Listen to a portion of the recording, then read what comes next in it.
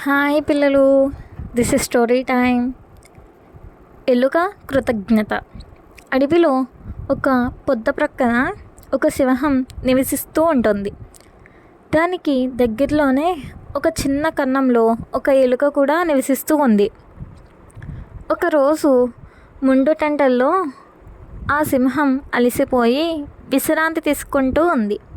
ఆ సమయంలో ఎలుక బయటకు వచ్చి సింహం శరీరంతో చిలిపిగా ఆడుకుంటూ ఉంది. అది చేసే చిలిపి పనుల వల్ల సింహానికి నిద్రభంగం అయ్యింది.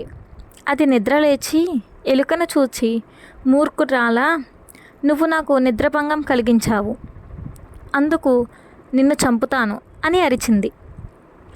సింహం కోపానికి భయపడిపోయి, సింహరాజా, ఈ చిన్న ప్రాణి మీద కనికరం చూపు. నిజమే, నేను తప్పు చేశాను, నన్ను క్షమించు. ఇప్పుడు నన్ను క్షమించినట్లయితే మరో సందర్భంలో నేను నీకు సహాయం చేస్తాను అంది. ఎలుక మాటలు సింహానికి ముచ్చటగా కలిపాయి. ఎలుక ధైర్యం, తెలివితేటలు చూసి దానికి ఏ హాని తలపెట్టకుండా వదిలివేసింది. రోజులు గడిచిపోయాయి. ఒక్కసారి మామూలుగా సింహం వేటకు వెళ్ళింది. హఠాత్తుగా అనేక మంది వేటగాళ్ళు దానిపై వలలు విసిరి బంధించారు. సింహం బయటపడలేకపోయింది. సింహం సహాయం కోసం అరిచింది. ఆ కేకను విన్న ఎలుక సింహం కంఠంలో ఉన్న బాధకు కదిలిపోయింది.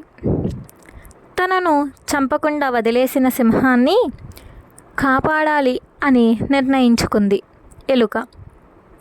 వెంటనే వెళ్ళి వలలో చిక్కుకున్న సింహాన్ని చూసింది.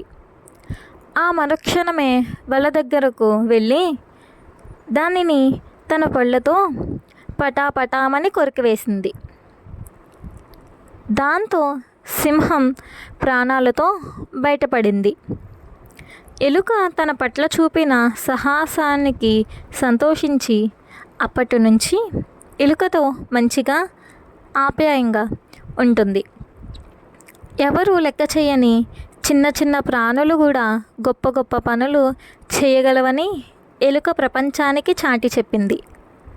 అందువల్ల మనం చిన్న ప్రాణుల్ని ఎప్పుడూ తక్కువగా చేసి చూడకూడదు. Like and subscribe.